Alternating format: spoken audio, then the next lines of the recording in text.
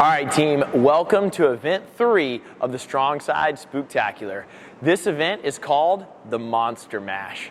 This event fits our REV workout category. It is a mashup of 2 workouts with 2 scored events. It's going to require you and your teammate to dig deep together, grind through it with each other, and it's going to put a solid nightcap on the Spooktacular. Event 3 is done with a running clock. This workout does not have a finishing time because it is a double AMRAP. This workout begins with 4 minutes of max calories on the assault bike.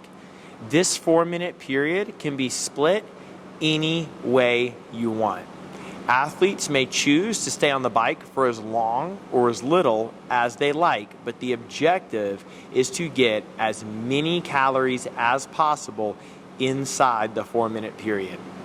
At the end of the 4-minute period, all athletes will then rest for 2 minutes. After the 2-minute rest is over, all athletes will then begin an 8-minute AMRAP.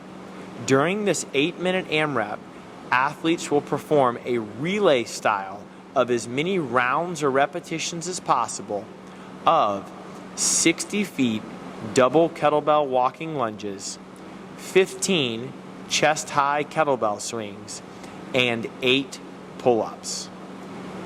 This is 2 separate scored events, meaning that the 4-minute AMRAP of calories is worth 100 points, and the 8-minute AMRAP is also worth 100 points, even though you'll be on the floor 1 time. During the 4-minute AMRAP of calories, the tiebreaker is when a team of 2 men accomplishes 80 calories and a team of 2 women accomplishes 6 calories. The time in which you accomplish that number will be your tiebreaker for event 1. On event 2, during the 8-minute AMRAP, athlete A will be tagged in, and once athlete A begins, they will have to accomplish all 60 feet of kettlebell walking lunges, all 15 chest-high kettlebell swings, and all 8 pull-ups before making their way back to tag in athlete 2, where athlete 2 will accomplish a full round before tagging back in athlete A. Your score for the 8-minute AMRAP will be total amount of rounds and repetitions accomplished. In order for the kettlebell lunges to count, the athlete must hold both kettlebells in the front rack position. If you are doing the fitness division, you may hold them by your sides. As the athlete steps out, the back knee must physically make contact with the floor. Failure to make the knee make contact with the floor will result in a no rep. At the top of the repetition, the athlete must lock out their hips, knees, and ankle, showing control of the weight. Failure to lock out the hips, knees, and ankles will result in a no rep.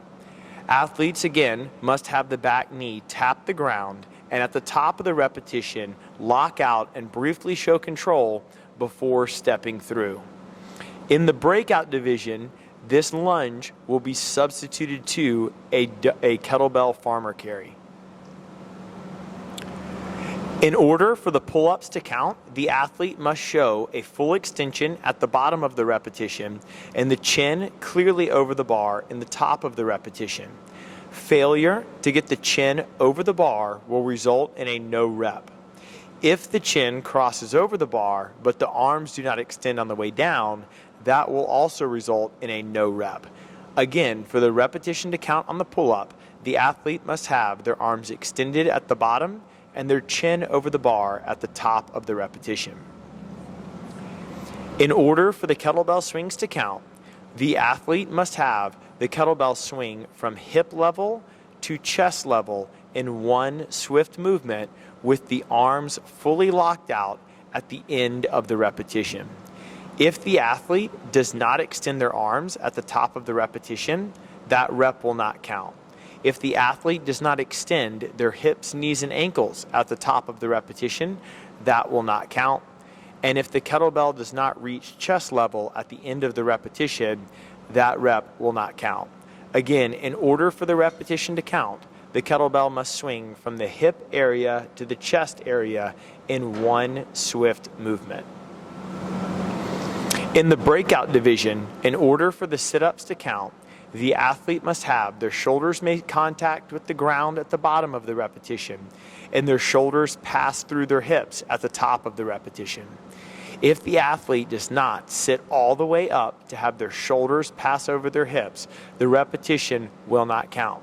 Athletes may place their feet in any style, straight, wide, or split that they prefer, as long as the shoulders touch the ground at the bottom of the repetition and the shoulders pass over the hips at the top of the repetition.